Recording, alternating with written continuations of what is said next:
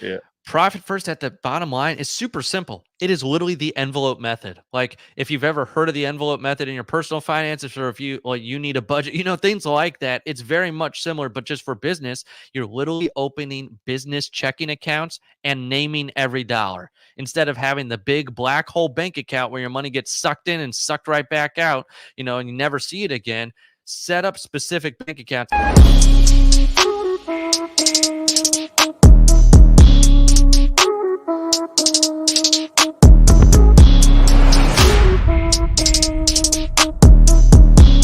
Welcome back to the Real Estate Reserve Podcast. I'm Jason Balen from Hard Money Bankers, co-host Ian Horowitz from Equity Warehouse with another great show for you. In a second, we're going to bring on David Richter with Simple CFO. He owns a fractionalized CFO company. Not sure if you've heard of that topic or term before. I certainly have. I see ads for it all the time. It's definitely something that's always been interesting. So definitely looking forward to this chat. And, I know a lot of our audience and listeners and viewers who we cherish so much are mostly in the real estate investment space, and his company focuses on the real estate investment space. So it's going to be an interesting conversation, Ian. Yeah, no, I agree 100%. I already have like a long list of questions, mostly from a personal standpoint. But yeah, we just finished up our mastermind, and one of our guys was like, I need help. I was doing bookkeeping like this and that. We're like, you should really just hire a fractional CFO if you don't want to do it. And then it's like, well, you tell someone to do something, but then you don't do it. And then I'm like, well, I look at our entity, and it's like, well, my business partner acts as the CFO, so I look out from that standpoint. But you never know; there might be a day or time where you need someone like that to step in. Guys, before we bring David in, if you get any value out of this episode, please share it. It's the best compliment we can give our guests, because again, here we are. We have another guest that's a real person doing real things, not gurus. We don't care about the likes or the subscribes. We care about getting this content out and helping our guests, because they're other entrepreneurs just like us who are grinding out, doing the right thing every day. So if you get any value out of this, please feel free to share it. And if you are following along on the $50 million challenge over at CRE-syndicate.com, we're still actively moving. I am running out of time really fast. We're getting ready to close our next $10 million asset of net value. So knocking off goals, but it's going to be an interesting end of the year to see if we can hit it. So with that being said, enough about us, and let's bring in David. What's up, brother? Hey, what's up, guys? Thanks for having me on. Yeah, man, we're in hoodies, and you're down in sunny Florida, where it's probably still nice and warm, right? Yes, it is. Got my short sleeve shirt on here, and it's nice and 75 or something out today. Dude, it's the same weather that's going to be up here today, Ian. Like, we can't complain. Yeah, you're right. He just doesn't have to deal with the 40-degree morning. That's all. So, correct. Yeah. So, but it's all good. It's all good. Dave, you just want to quick introduce yourself so people can find out a little bit about you? Yeah. So I'm David Richter. I own Simple CFO, so that fractional CFO company. I also wrote Profit First for Real Estate Investing. So if you've read Profit First by Mike Michalowicz, I wrote the real estate investing version of it. So teach that a lot and help people with that.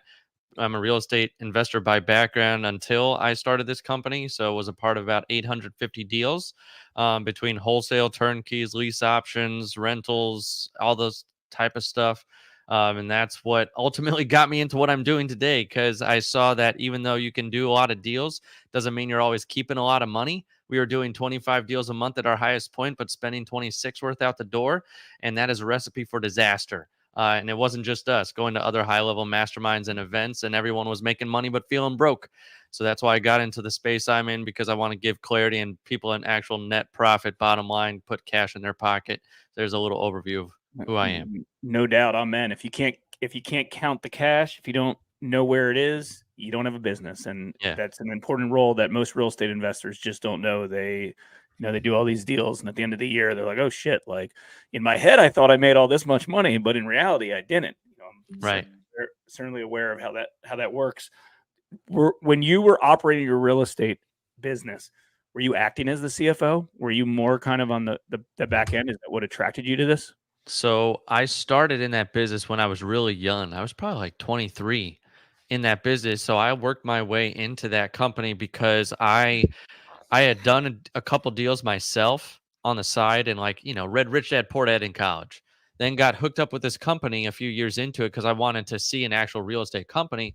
And through that, I got to sit on that leadership team for a few years. And I sat in lots of different seats: marketing, sales, transaction coordination. Got, direct to seller up and running after the HUD market dried up in our area. So did a lot of different things in that company. The last seat for the last year I sat in was the finance seat. And I got a lot of hands-on training from our CPA. And I, back then, because I didn't go to college for bookkeeping or accounting, so I literally just asked my CPA a million questions, like, how do you read this profit and loss? What's the N stand for in P&L? It's like even dumb questions like that. Like, I was just so green. So I had no idea what I was doing. So, but then once I learned it, because I picked up on it very quickly, I was able to read the story of the business, which is the numbers, and the numbers sucked.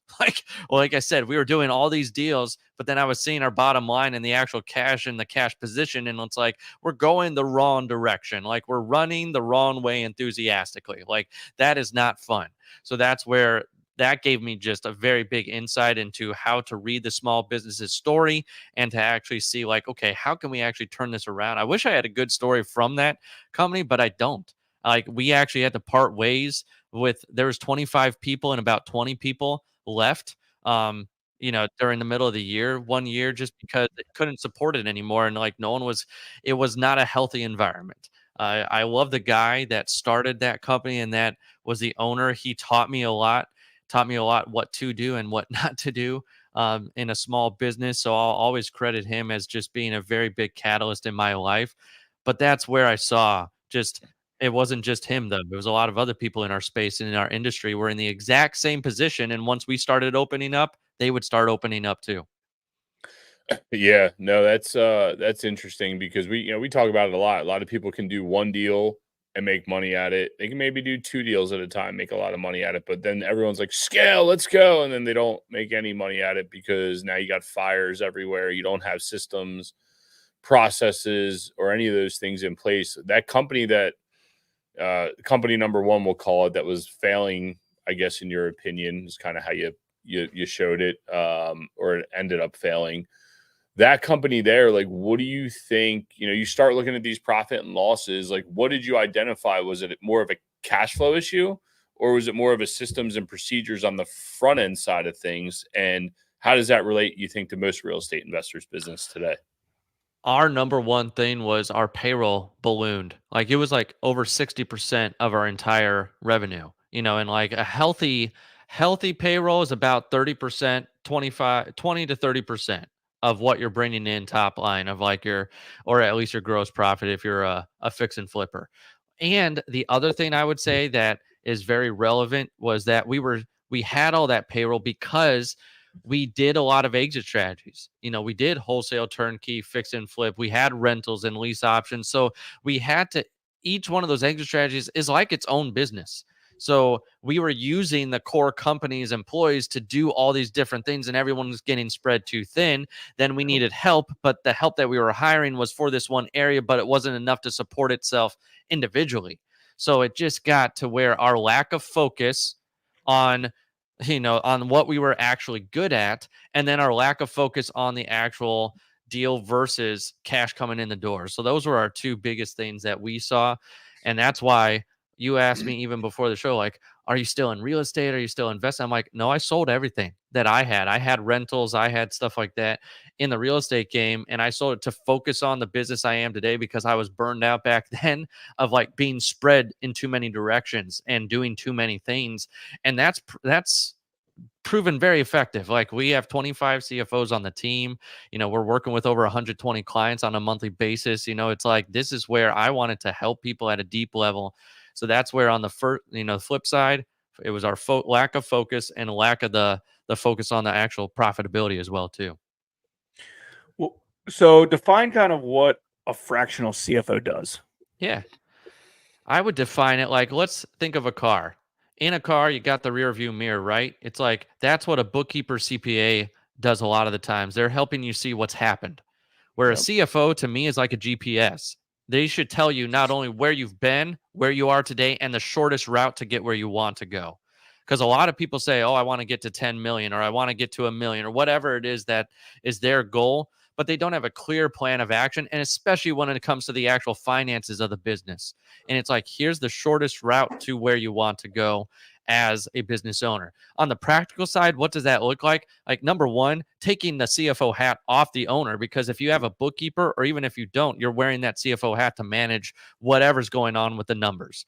Number two is cash management, like making sure you know where every dollar is going and being intentional with that. Like, that's what a CFO is there for as well too, is to make sure you have actual cash profitability. Then we build a dashboard for each of our clients, and that's what most CFOs out there as well provide, is making sure you have insight and optics that matter to the business owner, not just the financial statements, which are good in and of themselves, but does the business owner actually speak the language of business? Do they speak accounting? If they don't, we have to interpret that and have to make it as simple as possible, because the owner's out there to get the deals done, to get the deals in the door, to grow the business, to build that culture, to build the company. And we're there to make sure that, hey, you understand what all that activity you're doing, how it translates into bottom line dollars, and are you on the right or wrong track? So that's the third thing, is that dashboard, to make sure they know what dials to turn, or what dials to turn up or down, or whatever it might be, to get them where they want to go. So when you're providing CFO service, and it's easy just to talk about your business, right? And highlight it, but in general, the fractional CFO and maybe your business specifically, like, are you providing bookkeeping? And I heard you say it is like you kind of like bifurcate bookkeeping and CFO work. That I think that's a big point that people miss. It's one thing to be past versus future. Yeah, exactly. And I think that's a big point that people need to recognize. So, like, if a client comes to you, do you say, well, here's my set of bookkeepers and here's my set of CFO people? Or do you still suggest the business owner makes those transactions? Or what does that look like? Yeah, I always, because I'm such a focused person, I started for the first 4 years of this business only offering CFO services, where you only get the CFO. If you have your bookkeeper, we'll manage them or whatever. Actually, it was very recently, within the last year or two, where we brought our own bookkeepers in house. But I never give someone just bookkeeping. So if you come to me as a fractional CFO, you have to have a CFO that's managing. I feel like that's the secret sauce. So that way you don't just get a bookkeeper who goes in, screws everything up if they don't know real estate investing. And then you come back to us with a $10,000 cleanup job of, like, now we've got to get you caught up and to where we're just current, so we have the numbers. So my core service, you get the CFO. And then if you need bookkeeping, we have it. If you need the CPA and tax strategy planning, we have it. But our core offering is the financial business management with a CFO.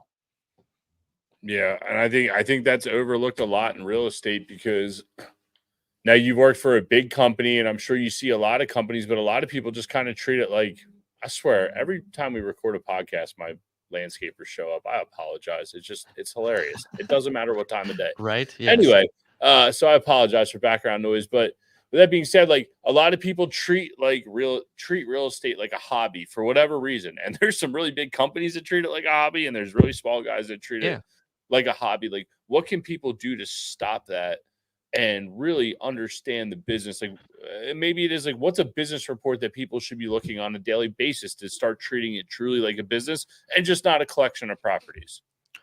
I really think what you even just raising that awareness, that stop looking at it like a hobby. I don't care how many properties you have. It is a business and you are a business owner.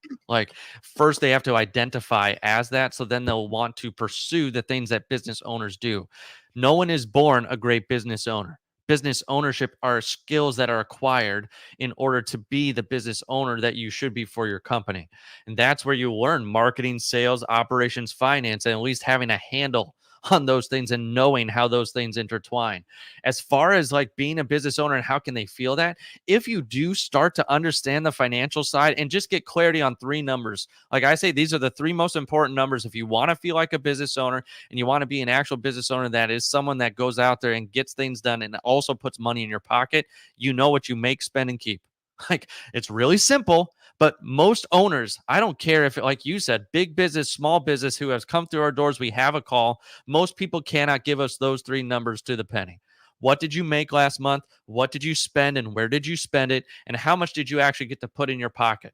Like, that's the three numbers that I would say, if you can do that, that's what Profit First covers a lot too on the cash flow side. But those are like, that's the first thing to get a handle on as a business owner, is your cash. And where are those three numbers going? Like, what are you making, spending, and keeping? Yeah, well, I think one of the challenging things that a lot of these real estate investors that are hobbyists, let's Yeah. call it, accounting's not all that easy for them, right? Like this isn't an income and expense business; it's asset and liability, and we like it's not. Let's just put it this way: it's not all that easy to do, right? My lending business is mostly income and expense, unless we have REO and stuff like that, right? So that's a fairly easy thing. But when we owned, a bunch of rental properties and we were flipping houses and stuff, we learned it the hard way as well by, the way we originally mapped the system was not accurate until we learned it. And, a lot of real estate investors, they're doing it the wrong way. And in their defense, it's hard, right? So like you need someone in place, in essence to help them. And some bookkeeper that knows QuickBooks probably might not even be the best solution for them. Right.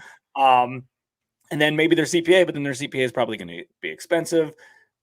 Who knows? I mean, you got to have real conversations with your CPA. Like you said, like it's not just what happened in the past. It's also like, hey, let's plan for the future. In your experience, like what size? I mean, even if you're a one-man operation, you need someone that that understands this and skill sets. And I get that. Well, but at the same time, like I would guess on your end, it's a hard sell to sell somebody that does a few deals a year just based on cost. Like they're penny pinching on everything. So like they're not going to, take on additional payroll staff, whatever it is. What size operation makes sense for having some sort of fractional CFO? This is why I started teaching profit first too, because you can do that yourself as an entrepreneur from deal one. Like that's why to me it's cash flow management. Every entrepreneur does cash flow management. It's literally bank balance accounting, what most people do. Like, because like you said, accounting is hard. They're not going to school for accounting and bookkeeping and that type of thing. They're going out there and getting deals done. So that's why I teach that, because it's a cash flow system that makes it simple for the entrepreneur. As far as a CFO though, and your question there, if you're making around $300,000 a year in gross profit, so like more top line, that's if you're fixing and flipping, that's probably 5 to 10 deals a year, depending on your market. So we have plans for as low as that, but our average client right now does 1.4 million in gross profit. So if you're there, if you're at the 7-figure mark and you don't know where your numbers are going, number one, you're not alone. Like lots of people can get to 7 figures without anything in place, but then usually stuff is on fire all the time because they don't know their numbers. But I would say you start at that $300,000 mark, and then that's when you can start looking into even a part-time CFO because of different plans and just being able to meet with someone that actually knows what's going on and can give you forward-facing numbers. Yeah, and it's interesting to think. You just said it is like there's a lot of businesses out there that make a lot of money, and it's just a dumpster fire. And it's funny because a lot of people think they have it all put together, but like Yeah.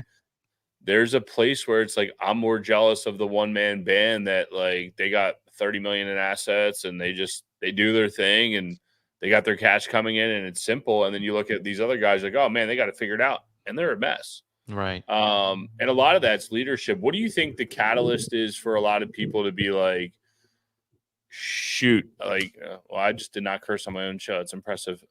Like shit, like I really need this bad. Like, what's usually the catalyst for someone to approach you? Usually it's either they haven't filed taxes in forever, or they don't have any books, or the bookkeeping is a mess and they come to us and they're like, I have no idea what I'm doing and I'm making too much money to feel broke. Like, what the heck Okay. is going on here? So that's usually the big catalyst for it. I will say, because of getting the profit first message out there, there's some people that are proactive of like, I want to be proactive with like, I know the deals I'm doing about 10 a year. Like, let me get this in place so I have good habits. Cause like once you get the habits in place, you can go further and farther. But usually those first two are the big catalysts of like, I have no idea what's going on with the numbers and I'm getting too big not to know what's going Yeah. on with my numbers. Yeah, it seems like I don't know. I'm trying to relate this service to real estate investors that I know that I think could utilize and things like that. And Yeah. I do loans for a lot of real estate investors all over the place, and you know I know what their numbers and their books sometimes are, and they're Yeah. not all that rosy as they think. And to me, like I think a lot of them, even if they believe that they have stuff in place, I think there's a lot of tax strategies, tax accounting that they might not know. Does the CF, does is stuff like that, depreciation, stuff like that covered, through CFOs, or is that more like a tax accountant, which is a separate party that they would need? Right. That's usually where our CPA side would come into play because you need to have that tax strategist. That's a tax strategist and planner. A lot Good. of people put the bucket of CFO and that hat onto different people in their life, like a bookkeeper. Like they're literally asking the bookkeeper who does transactions to translate all this stuff for them. And they're like, I'm not getting what I want from the bookkeeper. But then for the CPA too, they ask the CPA, can you give me some of the forward facing, give me this stuff? And the CPA literally just wants to file your taxes and like make sure that you stay out of the orange jumpsuit. And if they're a strategist, they'll be like, well, I'll tell you how this fits into the tax plan. That's Right. where a tax CPA comes into play, like making sure that they're a strategist, where a CFO is more of the business financial management. How do we make sure, number one, I've connected you to the right CPA and strategist so you are paying the least amount in taxes, but then how am I also making sure you're getting paid as the owner and you also have the cash flow? And when you want to hire this person, what does that do to your overall, percentages and margins and everything like that? That's where a CFO is more the business overall strategy, where a CPA or a tax strategist is for that tax specifically and that planning. Yeah, that's awesome. I mean, I think to get some sort of sophistication there makes sense. We've grinded it out, and just listening to you, I'm like, this seems like interesting. Because we know what we know, but we don't know what we don't know, right? Like we're Right. two dumb Yeah. firemen that have almost $100 million in real estate. And we're like, well, how'd that happen? And we listen to the accountant, and we've used like YouTube University. I think the guy Income Digs does a pretty good job for those that are trying to like one off it and like really trying to get your books in order. Yeah. We did, from a profit first standpoint. I can't remember if I read yours or the original book. I want to say I read yours. But that related to us right when we were implementing YNAB, and like there's another guy on YouTube that really talks about using that for the profit first. It's all like at home tricks. And there's something about even just connecting this to some other books we've read recently of like Who Not How and Dan Martell's Buying Back Your Time is like, you guys concentrate on this 100% of your day. Like, this is your life. This is your world. Like you said, you're so dedicated to it. It's like, Yeah. man, sometimes it almost makes more sense to let a professional do it. So you're paying for a service, but you're paying for someone who like really cares about this one subject matter. And I Yeah. think that's interesting. So, Yeah. um, I'm a big Keith Cunningham fan. He wrote The Road Less Stupid. Great book. I love that book.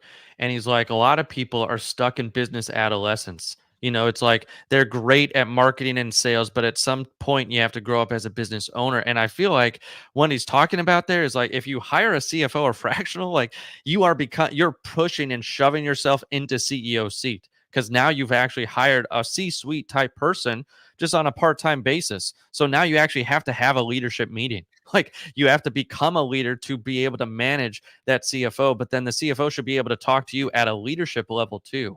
So it helps that when you ask that question about a hobbyist, the real estate hobbyists out there, even the people that are doing lots of deals, sometimes it's having that outside perspective from someone who's not emotionally attached to every single deal that you're doing to be able to say, is this what you really want? Like, if you spend all the money on this deal and you have $0 in your bank account, would you rather sleep at night or pay a few dollars more in interest? It's like being able to have someone there that just gives you that other perspective where ultimately you're still King Arthur sitting at the table. Now you've just got knights around you helping you make the decision, but you still wear the crown. So that's where it takes you, like I said, a violent shove into the CEO territory, getting someone like that on the team. Yeah. What do you think kind of, and even though we don't typically do selling stuff on this show, like I think this is an important statement. Like, what do you think like the 4 or 5 selling tools would be to a real estate investor that's kind of unsure if they need this, like things that this this fractional CFO would do for them? Oh, Like yeah, for sure. something like that.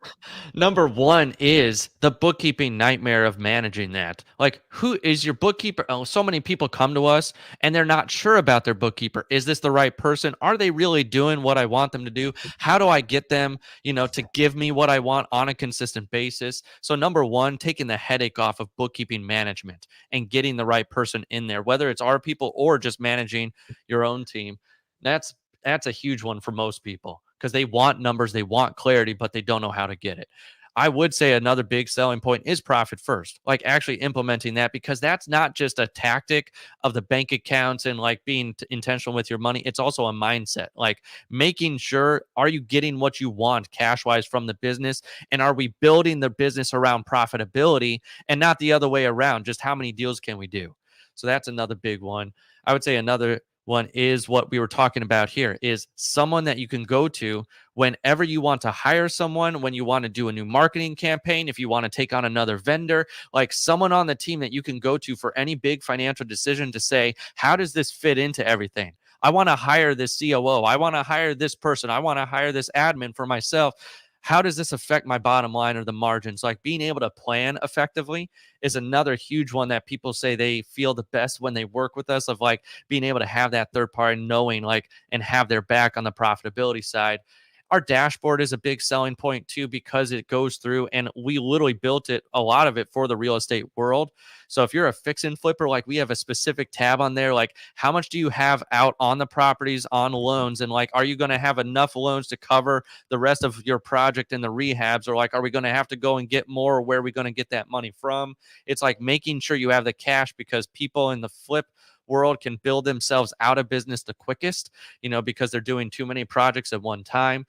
So we have stuff like that, stoplight report that's on there, like red, yellow, green. Like, here's the areas that we see, like you're doing great at, like the sales and conversion cycle, but like the actual keeping the money, maybe payroll's too much, or maybe this is too much. Or like, now we've got to focus on this. It's red, it's red or yellow.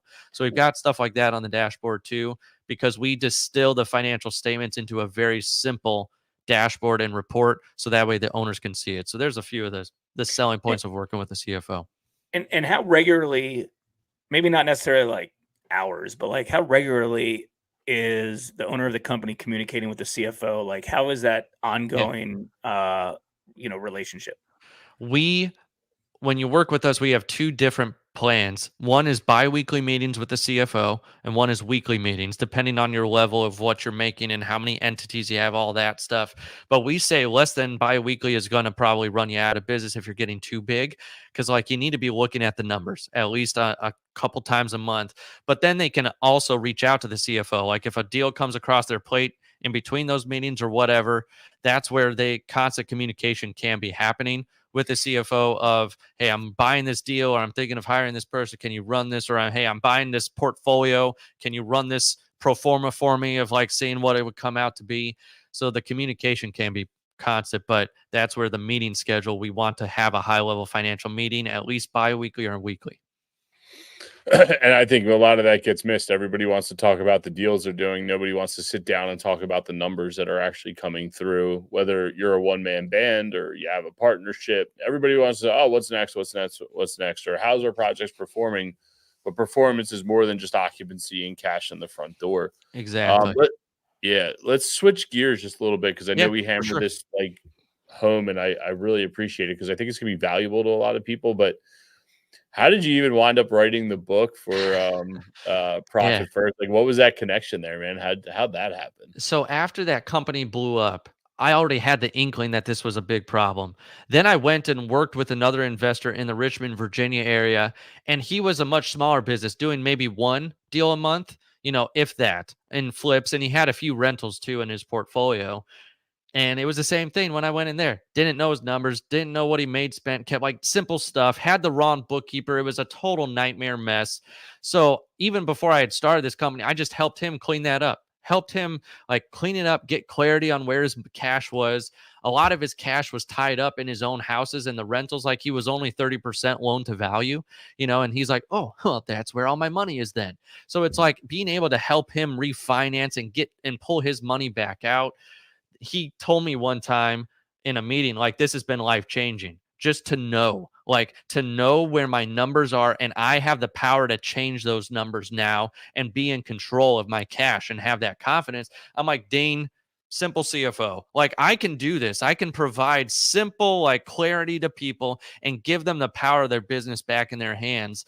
that's when a mentor of mine called me because he said, I heard you're starting this company. You should read Profit First. So I got that recommendation from a mentor. I read that book in one evening and said, boom, this is the cash flow system I want to implement with every client that I work with. So we did that from day one in Simple CFO. The very first client started implementing Profit First. And that's where it started racking up clients and being able to help more people and being able to actually get Profit First in a lot of these companies. And it was working.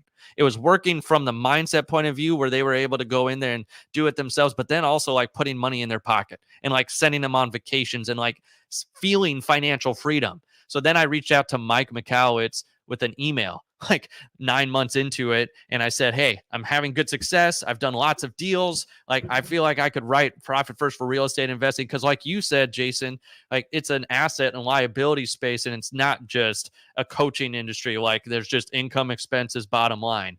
So I said, there's enough nuance. What do you think? And so we got on a call and he said, yeah, let's do it. And I got his blessing. And then wrote the book, and it came out 18 months later after a lot of writing, editing, and hard work. And then it came out in December 2021. It was definitely the biggest project of my life. Yeah, that's pretty cool, man. That's awesome. And just to think that, like it's not just like I think a lot of people talk about like, oh, I wish I could do this or I wish I could do that. It's like, well, you're just doing.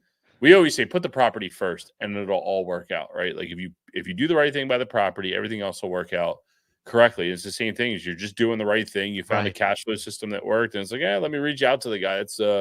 That's a pretty cool story, man. So that's awesome, and I think you're going to help a lot of people that understand it. And I guess with the Profit First, because we didn't really get much into that, is like I think it takes discipline. And a lot of people aren't disciplined. They just want the cash. Cash comes in, they spend it on something. They go borrow money from Jason again for the next project. They're strapped for cash. They wait till that one refinances or sell. Then they got cash again. What do you think with the Profit First? Like, if you had to tell people this is the one thing you should take away from this book, or like the one thing that you should implement in your business from this Profit First thing or skill set, what do you think that is? So I'll give you the tactical side of it. We've beat up all the other sides of it. Yeah. Profit First at the bottom line is super simple. It is literally the envelope method. Like if you've ever heard of the envelope method in your personal finances, or if you need a budget, things like that, it's very much similar, but just for business. You're literally opening business checking accounts and naming every dollar instead of having the big black hole bank account where your money gets sucked in and sucked right back out, and you never see it again. Set up specific bank accounts. In the book, I tell you a bunch of the different, bank accounts to open up. I would tell you simply from this podcast, can you set up one account and call it the keep account, where like you're just not spending everything you're making? Like that's how you say you want financial freedom. Like anyone who's listening to this podcast, you get into real estate, you become an entrepreneur, financial freedom comes into that pure, your view at some point. And that just is specific to you. This is how you achieve true financial freedom is you go out there, make the money, and you have an account there to help keep it as well too. And that's where you can build discipline in. The book gives you other ways as well too. Like you could set up the full system in different bank accounts and name them different things, and put some of the profit in the keep accounts like at a different bank, so that way it's harder to touch, and make sure there's no online access. Like you can build some stuff in yourself if you want to get more advanced. But I tell people just start with the first thing. Like just open one bank account and like put a certain percentage in there from every deal and just don't touch it. Like just start to build that discipline so you can prove it to yourself that you can do it. That's where it starts, and then you can go from there. Yeah, no, I would agree with that. One thing that worked for us was, we would tell other business owners, like, we just pay ourselves weekly. They're like, weekly? What are you talking about? I'm like, well, it's what works for us. And that was like the immediate thing. Now it's like, okay, well, now we have this thing to curate and take care of to make sure we have a nest egg to continually pay us on a weekly basis. So just little simple things. I'm not a huge Dave Ramsey guy. My business partner is. That's probably where some of this all started to work together, from his personal life spilled over into our company. But the envelope method works, man. And it really works. Jay, you have a good saying for it. When we were flipping houses, it was what, third, and a third, for yourself, for your business, and for your taxes. A lot of people just don't tax plan properly. It all goes together. Yeah, so many Exactly. people commingle everything, all their deals, all Oh, everything. yeah. They don't know what they have. And Oh yeah, I mean, and flipped a listen, house. Let me put it all back into a rental property. Bro, you're yeah, gonna have like to pay bro, taxes. Right. yeah. I mean, and listen, when you're in business long enough, like, you also kind of, it makes it a little bit easier starting out, and you're not 100% sure. Just keep everything organized, and then you'll learn real quick. We know inside our business, for the most part, if we're going to take like a big quarterly distribution, we know, approximately, where we're at. Yeah. Take what we can take, and the last thing you want to do is own a business, and then a year later you got to do a capital contribution. That's no fun. Right. No, that's not Never. fun. We haven't had to do that in 17 years since we started, and I don't ever want to do that. So Yeah. you That's good you stuff. figure out ways to do it, and keep it serious. And yeah, I mean, I think this is, like Ian was saying, a very important service, and I've heard a lot about. I'm glad we had this conversation, because I've heard a lot about fractional CFOs, and I think that it makes a lot of sense for most for most business owners and real estate investors. Just out of curiosity, like what's for everyone to know, like what's average pricing plans for something like this? Like what can they expect? Oh, sure. It depends on how big you are, but our pricing plans range from about 1,500 a month to that. We have some people that are doing serious, like over $10 million, on actual Yep. revenue and like gross profit net stuff, and they can get up to the $6, $7, $8,000 a month there. But Still 1,500 and still very $3,000. reasonable. Yeah. Still very reasonable. Yep. I mean, what's the average CFO across America cost? It's about 250 to 300 grand a year. Yeah. Yeah, not cheap. And like Ian said, like, his partner kind of acts as a CFO. My partner acts as our CFO, and neither of our partners do everything for the full CFO job. Just like, whatever roles we're in the business, we're not doing the full stuff, but they acted it. But like, most operations don't necessarily have that personality type of Right. wanting to do that, wanting to even do that stuff, or being serious about it. And even if they do, they're probably not doing the full gamut. Like it makes sense to, potentially add that or entertain it. So no, I mean, I think this is great. Ian, any other questions for David? No, I mean, you saw we were rapid firing because me and Jay were going back and forth, going, man, this is really cool. Dave, what normally we ask everybody, what's one good book or podcast? You've dropped a few throughout here. We'll get all them in here, but do you have one book or podcast that you think everybody else should go listen to besides the 2 or 3 that you've already dropped? Well, I would just reiterate my favorite book of all time, business wise, is The Road Less Stupid by Keith Cunningham. Like, if you don't pick up that book, you're part of that title there. Just kidding. Like, go out there and get The Road Less Stupid, because that one is, if you want to think like a business owner, he teaches you how to think. And then he also teaches you the questions to ask when you run into trouble. Not the answers to give you, but the questions to ask, because it's the better questions yield better answers. So I would pick that one up. Yeah, we'll get that in the show notes, and I'm going to add it to my list of reads because I have not read that one, and I don't want to be on one of the stupid ones. But it's always, we talk about whether it's high level or simple day one stuff. It's always good to re-listen and block and tackle and just reiterate the important things. Dave, where's the best place people can find you on the internet? They want to learn more about what you're doing or see what you got going on. You mind if I give the book? Can Yeah, give let the her book. know. Go ahead. So if they want to download the book, they can go to simplecfo.com/gift. So you go there, you can grab the book, you can grab a time slot with our team if you would like to, if we can help, but that's where you can grab the book and also a Profit First cheat sheet. Because if I flew through that too quick, that gives you more of like the breakdown of how to start implementing Profit First as a business owner, whether you're day one, like you said, or if you've done 1,000 deals. Yep. Implement it and go from there. You'll be much more happy. So, we appreciate you, brother. And it was really fun conversation. And we will catch you guys on the next one. Thanks for tuning in to the Real Estate Reserve Podcast. Do us a favor and like, comment, and share our broadcast. It helps the algorithm and helps us spread the word too. Till next time, thank you for tuning in.